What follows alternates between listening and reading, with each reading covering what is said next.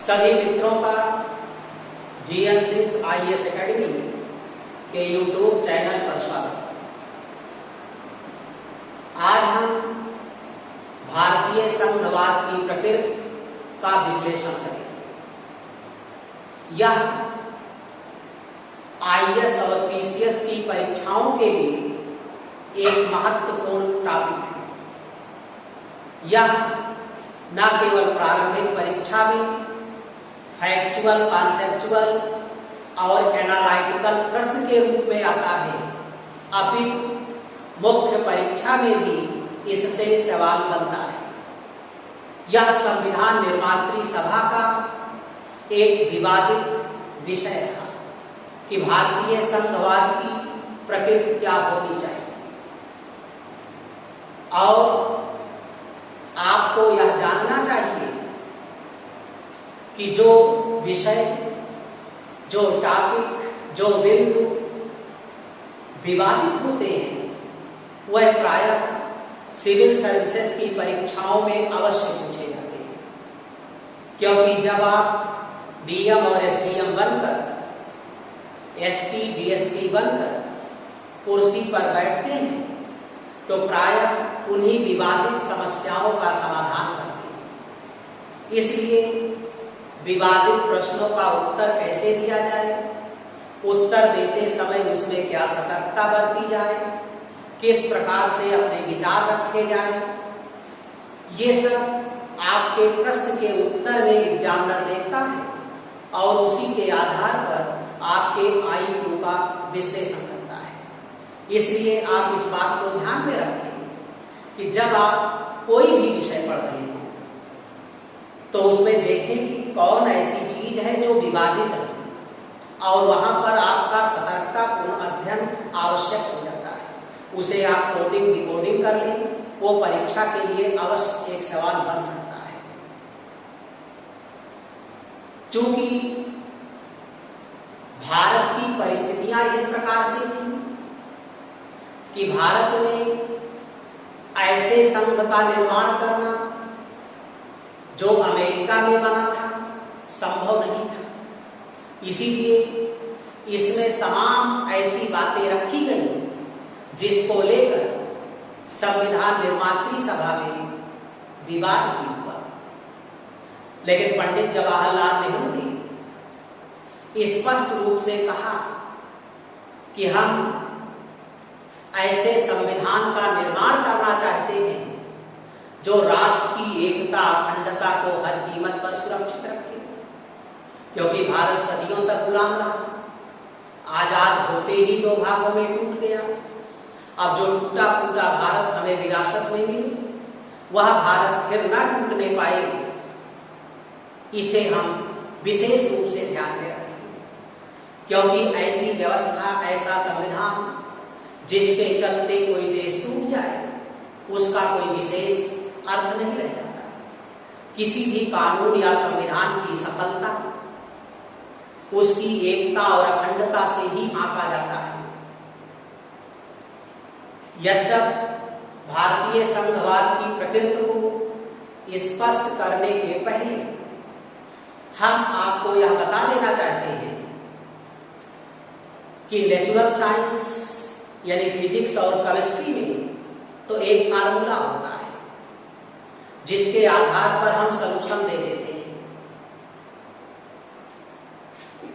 जैसे कहा जाता है कि फिजिक्स की थ्योरी को इतना पढ़ो कि न्यूमेरिकल अपने आप आ जाए तो समझो फिजिक्स आती है। इसीलिए कुछ मामलों में देखा जाए तो नेचुरल साइंस आसान होती है, क्योंकि कुछ सिद्धांतों के आधार पर वह कार्य करती है और वह सिद्धांत सार्वभौमिक होते हैं, 100% शुद्ध होते हैं।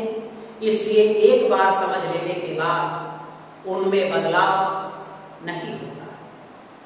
लेकिन सोशल साइंस के साथ ऐसा नहीं है। लेकिन यह कहना कि सोशल साइंस में कोई फार्मूला नहीं होता, सोशल साइंस का कोई कॉन्सेप्ट नहीं होता, आधारहीन होगा। सोशल साइंस का भी एक फार्मूला होता है।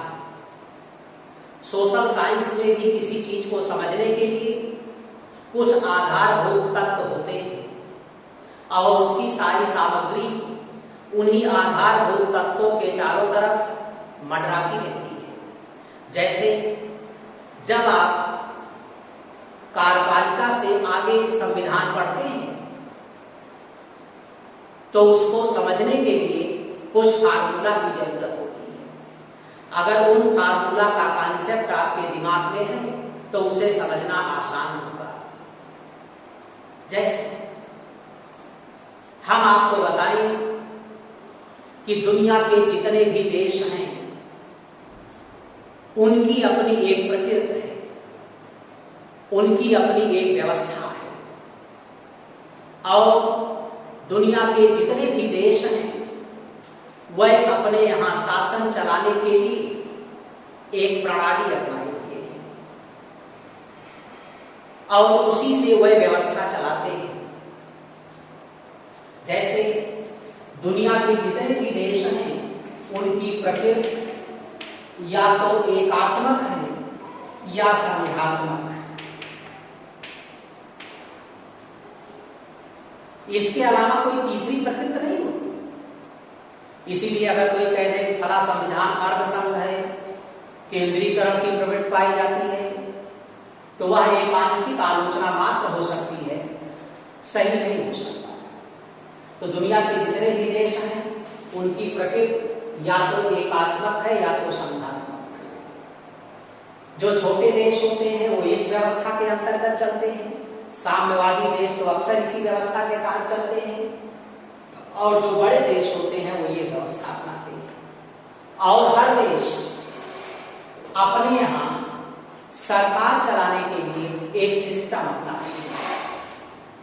वह या तो संसदीय शासन प्रणाली अपनाते हैं या तो अध्यक्षीय शासन प्रणाली।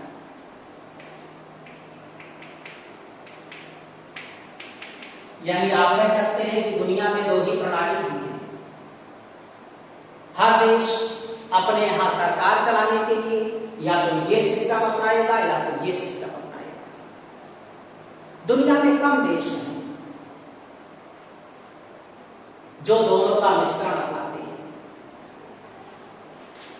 फ्रांस और स्विट्जरलैंड में यह देखने को मिलता है। जो ये सिस्टम अपनाते हैं वहां प्राइम मिनिस्टर पावरफुल होता है और जो राष्ट्राध्यक्ष है, सम्राट या राष्ट्रपति, वह औपचारिक होता है। जो ये सिस्टम अपनाते हैं वहां राष्ट्रपति ही सर्वेसर्वा होता है। यद्यप अभी मैं यहां पर यह चर्चा नहीं कर सकता। इस सिस्टम को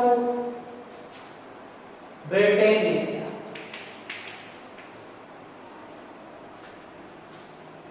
और इस सिस्टम को अमेरिका ने दिया।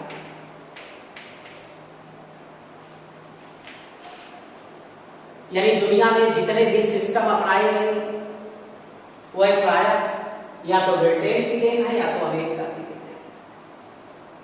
इसीलिए माना जाता है कि भारत के संविधान को पढ़ते समय भी हमें अपनी आंखें दो तरफ रखनी चाहिए,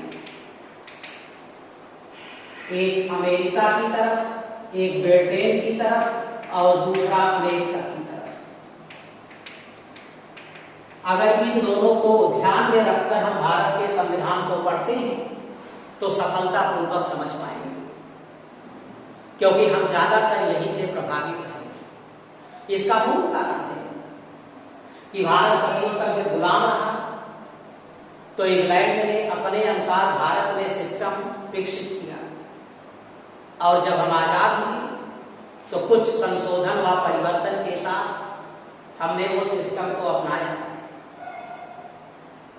और अमेरिका विश्व का पहला लिखित संविधान वाला देश था, वह विश्व का पहला लोकतांत्रिक लिखित संविधान है और भारत भी ऐसा बना।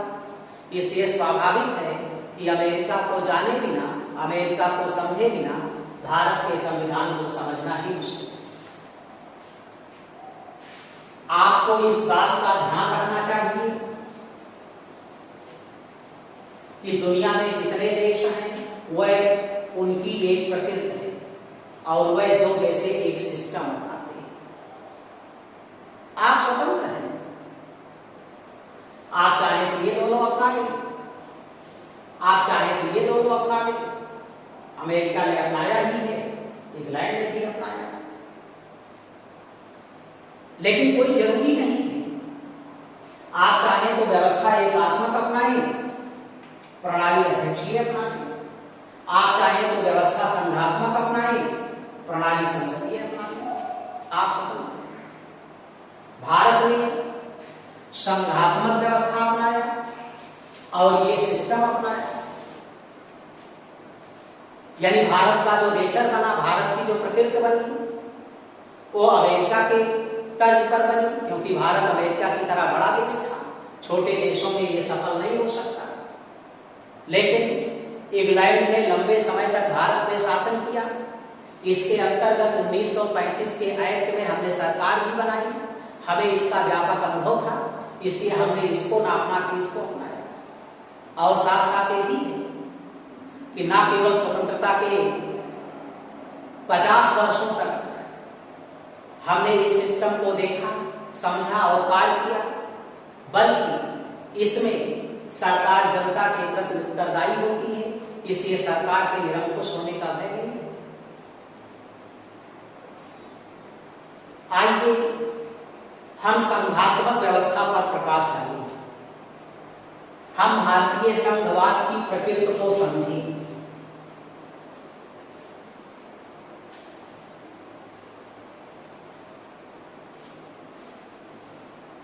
भारत ने संघात्मक व्यवस्था अमेरिका से लिया, लेकिन उसे बनाया कनाडा के तर्ज पर, क्योंकि भारत ने एक व्यवहारिक संविधान बनाया। इसीलिए अध्ययन तो सबका किया, लेकिन उसे लगा कि हमारे लिए क्या उपयोगी है। तो स्वाभाविक है कि भारत ने संघीय व्यवस्था जब अमेरिका से लिया तो अमेरिका के संघवाद को थोड़ा सा समझे बिना हम भारतीय संघवाद की प्रकृति को नहीं समझ सकते, कंपेयरिंग नहीं कर सकते। हम आपको बताएं कि संघ यह फिजिक्स की तरह एक फार्मूला में लिख रहा हूं, इसी से भारत और अमेरिका के संघवाद में आप अंतर नहीं कर सकते। जो मेधावी छात्र हैं वो इसी फार्मूले को ही समझकर पूरा वर्णन कर सकते हैं, क्योंकि समझदार के लिए इशारा काफी होता है। तमाम लोगों ने भारतीय संविधान की प्रस्तावना पढ़कर ही भारत के संविधान को समझ लिया। अमेरिका में स्वामी विवेकानंद ने केवल किताबों की भूमिका पढ़कर पूरी लाइब्रेरी की किताब का अध्ययन कर लिया। बड़े बड़े श्रेष्ठ ब्राह्मण जन लोगों की कुंडली को देखकर उनकी जीवन गाथा का व्याख्यान दे देते हैं। यद्यप सब मेधावी नहीं होते, इसलिए सबके लिए समझना इतना आसान नहीं होता, इसलिए हम उसे डिटेल समझाने का प्रयास करते हैं। संघ वैसे भी माना जाता है संघवाद को या संघ को अंग्रेजी में फेडरेशन कहते हैं, जो लैटिन शब्द फाइडस से निकला है, जिसका अर्थ है समझौता। लेकिन यहां पर हम देखें, संघ का अर्थ है आपसी मेलजोल। संघ का अर्थ है आपसी मेलजोल, और यह मेलजोल दो प्रकार से होता है। आओ हम सब मिलकर एक संघ बनाएंगे। एक मेलजोल का आधार समझौता भी हो सकता है, जैसे हम आप 10 लोग मिलकर के कोई बिजनेस करते हैं, एक कॉन्ट्रैक्ट किए हुए, एक समझौता किए हुए। लेकिन संघ केवल समझौते के द्वारा ही नहीं बनता, एक बनने का तरीका इसका और भी है, जिसे हम कहते हैं एकीकरण, इंटीग्रेशन। जब समझौता के द्वारा संघ बनता है तो उसे अंग्रेजी में हम कहते हैं फेडरेशन। हमने कई वीडियो में स्पष्ट किया कि अंग्रेजी का महत्व क्यों है। अब आप संघ कहते हैं तो भारत अमेरिका दोनों का बोध हो रहा है, लेकिन जैसे अंग्रेजी कह रहे हैं दोनों में अंतर दिखाई पड़ रहा है। और फेडरेशन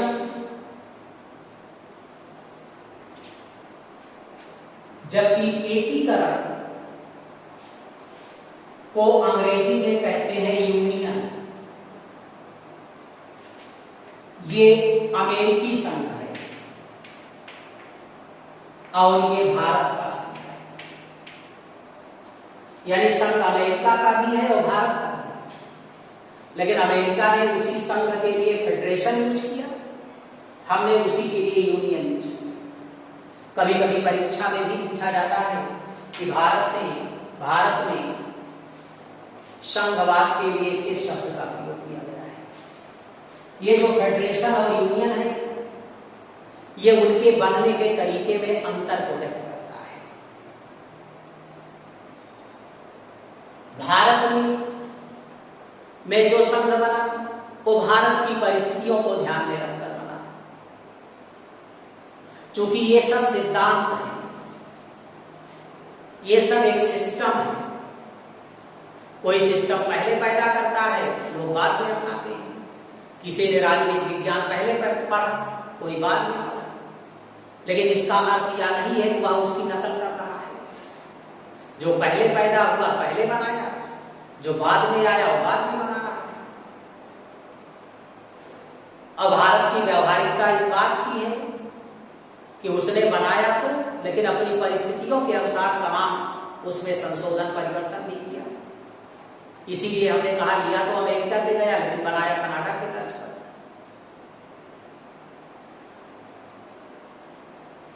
अमेरिका में पहले 13 राज्य थे,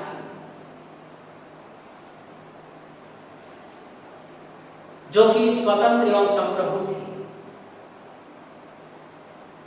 लेकिन वह कुछ निहित स्वार्थों हेतु आपस में लड़ा करते थे।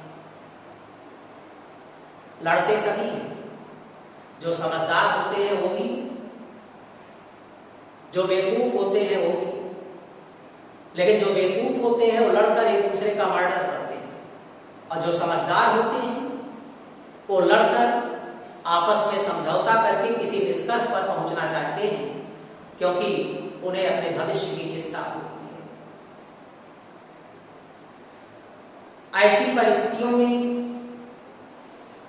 जब लड़ते लड़ते थक गए तो इन्होंने तय किया कि हम लोगों को आपस में एक समझौता करके एक केंद्रीय सिस्टम बनाना चाहिए, पूरे देश का सिस्टम बनाना चाहिए, जो पूरी व्यवस्था को चलाए, हम लोगों की लड़ाई को रोके और हम लोगों को अपने अनुसार आगे बढ़ाए।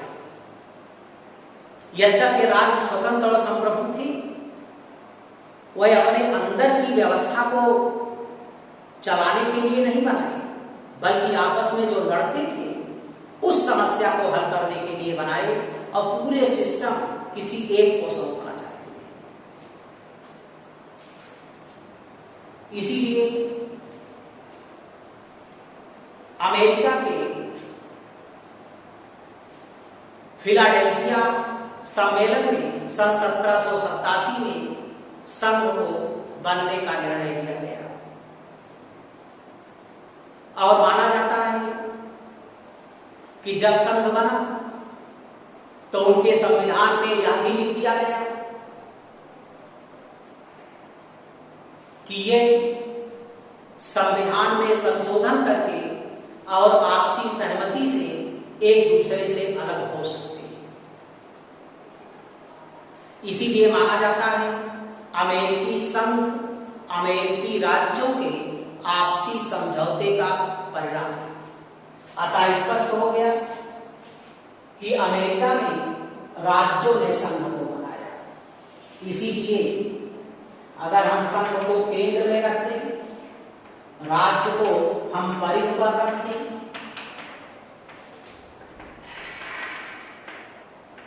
तो हम कह सकते हैं कि अमेरिका में राज्य ने संघ को बनाया, इसलिए स्वाभाविक है कि राज्य शुरू में प्रभावशाली थे, इसलिए यहां पे अब केंद्र बदल गया, यानी संघ कमजोर था, राज्य शक्तिशाली थे। लेकिन धीरे धीरे जब संघ ने सारा कार्य करना शुरू किया तो उसकी शक्ति में वृद्धि हो गई। आज संघ ज्यादा शक्तिशाली है, इसीलिए अमेरिकी संघ को अविनाशी राज्यों का अविनाशी संघ कहा जाता है। अमेरिका ने जब संघवाद बनाया तो उसके 4 लक्षण तय किया, 4 कैरेक्टर और यह बताया कि ये लक्षण जहां भी होंगे सैद्धांतिक रूप से वह संघीय व्यवस्था वाला देश होगा। यद्यपि उन्होंने कुछ और लक्षण तय किया अपने अनुसार, लेकिन वह अन्य किसी में होना सैद्धांतिक तौर के लिए आवश्यक नहीं था। अमेरिकी संघवाद ने 4 लक्षण तय किया। पहला, एक लिखित एवं कठोर संविधान।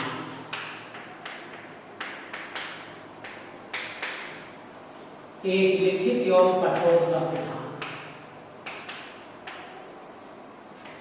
दूसरा, संविधान की सर्वोच्चता।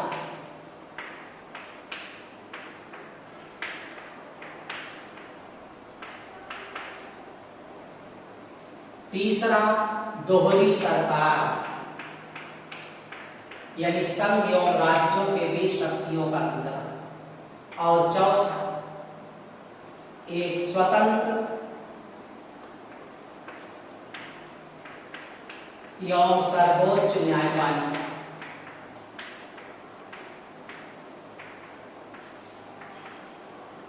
और ऐसा माना गया कि चारों लक्षण जहां होंगे वहां सैद्धांतिक रूप से संघीय व्यवस्था वाला देश होगा। लेकिन अमेरिका में राज्यों ने संघ को बनाया था, राज्य स्वतंत्र और संप्रभु थे, इसलिए वहां कुछ और लक्षण तय हो गए और ये कहा गया कि वहां दोहरा संविधान होगा, दोहरी न्यायपालिका होगी, दोहरी न्यायपालिका होगी, दोहरी नागरिकता होगी, दोहरी चुनाव मशीनरी होगी। राज्यों की सहमति के बिना संघ नए राज्य का निर्माण नहीं कर पाएगा। आदि बातें कही गई ताकि राज्य की स्वतंत्रता बनी रहे, संघ और राज्य अपने अपने क्षेत्रों में स्वतंत्रता एवं सर्वोच्चता की अनुभूति कर सके। भारत जब अपने संघवाद को बनाने लगा तो उसके सामने भी एक बड़ी जटिल समस्या थी, क्योंकि स्वतंत्रता के पूर्व हमारे पास 2 भारत था। एक ब्रिटिश भारतीय प्रांत था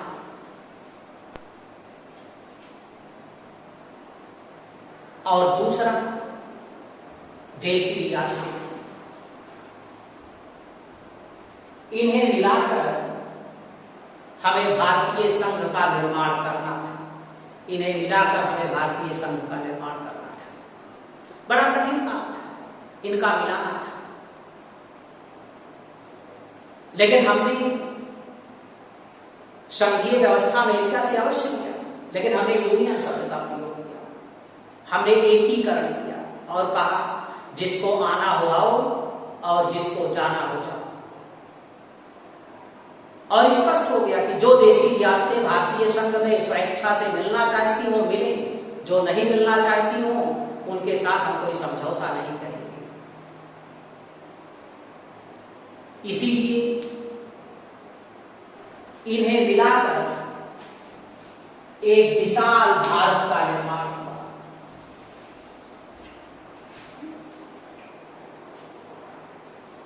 और 1950 में भारतीय संघ अस्तित्व में आया। लेकिन इतने विशाल भारत को एक जगह से चला पाना संभव नहीं था। इसीलिए आप पढ़ेंगे तो देखेंगे या जानते होंगे कि 1956 में राज्यों का पुनर्गठन हुआ और भारत को छोटे छोटे भागों में बांट दिया गया। साधारण बोलचाल की भाषा में इसे जब संघ कह दिया गया तो इसे राज्य कह दिया गया। अतः स्पष्ट हो गया कि भारत में संघ ने राज्यों को बनाया। इसलिए स्वाभाविक है कि संघ प्रारंभ से ही शक्तिशाली हो गया। और पंडित जवाहरलाल ने स्पष्ट रूप से कहा था कि आइए हम एक ऐसे स्वतंत्र भारत के सुंदर भवन का निर्माण करें जिसकी छत के नीचे उसकी सारी संतान सुरक्षित रहे, अर्थात राष्ट्र की एकता व अखंडता की रक्षा, जनता की समस्याओं का निदान और आवश्यकता की पूर्ति को केंद्र में रखते हुए हमने हर सिस्टम को बनाया। इसीलिए भारतीय संघवाद की आलोचना की होती है। इसीलिए संघ को शुरू से ही कई पावर मिल गई। इसीलिए संघवाद होने के बावजूद हमारे राज्यों को उतनी स्वतंत्रता और सर्वोच्चता नहीं मिल पाई जितनी अमेरिका के राज्यों को है। इसीलिए मुख्य परीक्षाओं में कभी कभी सवाल भी पूछे जाते हैं कि अब राज्यों की स्वायत्तता कहां तक प्रासंगिक है, उसे और कितनी स्वायत्तता देनी चाहिए, आदि आदि प्रश्न उठते हैं। भारत में संघ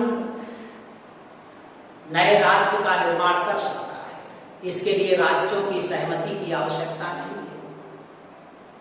इसीलिए भारत को विनाशी राज्यों का अविनाशी संघ कहते हैं। अब प्रश्न पैदा होता है कि भारत ने जब संघवाद अपनाया या संघीय व्यवस्था बनाया तो उसने भी संघवाद के चारों लक्षण अपनाए। ये भारत में विद्यमान है। इसलिए भारत भी सैद्धांतिक रूप से संघीय व्यवस्था वाला देश है, लेकिन हम एक व्यावहारिक संविधान बना रहे थे। हम अमेरिका की तरह अन्य लक्षणों को नहीं अपना सकते थे। इसीलिए हमने एक पहला संविधान अपनाया, हमने एक गहरी नागरिकता अपनाया, हमारे यहाँ एक गहरी न्यायपालिका रही, हमारे यहाँ एक गहरी चुनाव मशीनरी है, हमारे यहाँ संघ राज्यों की सहमति के बिना नए राज्य का निर्माण कर सकते हैं। इसीलिए जब हमारे संघवाद बना तो संविधान निर्मात्री सभा में ही तमाम आलोचना हुई, और जब ये बन करके गया, विशेष रूप से विदेशियों के पास गया, केसी भुइयर फेडरल व्यवस्था के विश्व में सबसे बड़े जानकार माने जाते हैं। फेडरल गवर्नमेंट उनकी पुस्तक भी है, और उन्होंने आरोप भी लगा दिया कि भारत तो आधा तितीर आधा बटेर है, यानी अर्धसंघ है। सर आइजर जेनिक्स ने कह दिया कि इसमें तो केंद्रीकरण की प्रवृत्ति है, तो किसी ने कह दिया कि नहीं, ये तो संघात्मक की अपेक्षा एकात्मक है। आदि आदि टिप्पणियां भी, आलोचनाएं हुई। तमाम आलोचनाओं के बावजूद हमारा संघवाद की प्रकृति ऐसी नहीं है। डॉक्टर भीमराव अंबेडकर ने संविधान निर्मात्री सभा में खड़ा होकर के कहा कि आप लोग बेवजह की बहस कर रहे हैं, आप जिस आधार पर हमारी आलोचना कर रहे हैं वो निराधार है। आप पहले इस बात को ध्यान में रखिए कि भारत किस प्रकार से व्यवहारिक संविधान बना रहा है। इसीलिए अंबेडकर ने कहा कि भारत सदियों गुलाम था, आजाद होते ही दो भागों में टूट गया। जो टूटा फूटा भारत हमें विरासत में मिला, उसमें अनेकानेक समस्याएं हैं। पाकिस्तान बन जाने के बाद भी पर्याप्त मात्रा में मुसलमान भारत में रह गए, सिख खालिस्तान की मांग कर रहे थे, भाषा के आधार पर जगह जगह पर संघर्ष चल रहा था, यहां तक कि खूनी संघर्ष भी देखने को मिला। इसीलिए अंबेडकर ने कहा कि हम अमेरिका जैसे सिस्टम को नहीं अपना सकते।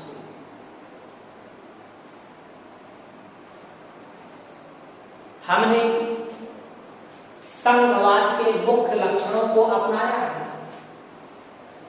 इसलिए हम सैद्धांतिक रूप से संघात्मक हैं, लेकिन व्यावहारिक रूप से वैसा नहीं है जैसा कि अमेरिका, क्योंकि हमारी परिस्थितियां उसके अनुसार नहीं है।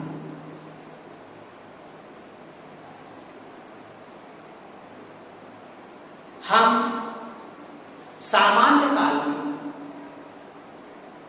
संघात्मक व्यवस्था की तरह कार्य करेंगे, व्यवहार करेंगे, लेकिन आपातकाल में हम एकात्मक हो जाएंगे, एक हो जाएंगे, राष्ट्र की एकता और अखंडता को मजबूत करेंगे। लेकिन आपातकाल के आधार पर किसी विषय का निष्कर्ष नहीं निकाला जा सकता, क्योंकि ये एक्सेप्शन केस है और exception is a not part of perception.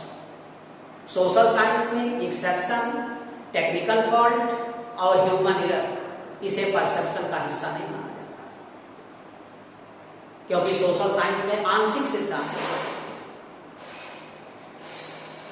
तो आपातकाल के आधार पर यह निर्णय करना कि भारत संघात्मक की अपेक्षा एकात्मक है, गलत होगा। इसलिए भारत को हम कह सकते हैं कि भारत सैद्धांतिक रूप से संघात्मक है और व्यावहारिक रूप से केंद्र की ओर झुका हुआ संघीय व्यवस्था वाला देश, केंद्रोन्मुखी संघात्मक व्यवस्था वाला देश। इसीलिए जहां अमेरिका में अब केंद्र बल लगता है, भारत में अब केंद्र बल लगता है, संघ प्रभावशाली होगा।